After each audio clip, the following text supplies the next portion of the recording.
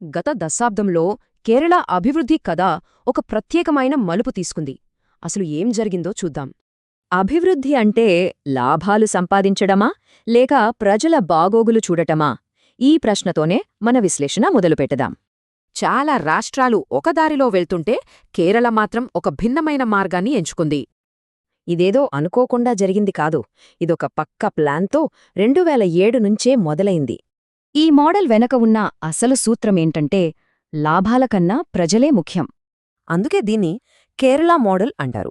అంటే విద్య, ఆరోగ్యం, సామాజిక న్యాయం వీటిపైనే పూర్తి ఫోకస్ పెట్టటం.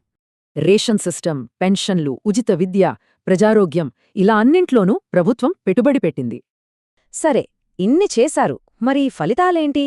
నిజంగా ప్రజల జీవితాల్లో మార్పు వచ్చిందా? సుమారు 95 లక్షల కుటుంబాలు, అంతమందికి రాష్ట్రం ఫుడ్ సెక్యూరిటీ నెట్వర్క్తో అండగా నిలిచింది.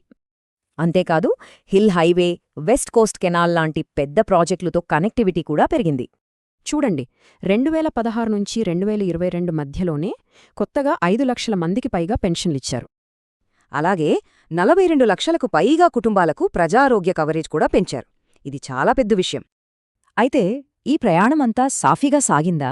లేదు, కొన్ని పెద్ద సవాళ్లు కూడా ఎదురయ్యాయి.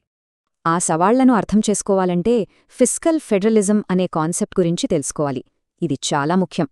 నిపుణులు ఏమంటున్నారంటే కేంద్ర రాష్ట్రాల మధ్య ఈ ఆర్థిక అధికారాల పంపకంలో ఉన్న తేడాలే కేరళకు పెద్ద సమస్య అయ్యాయి.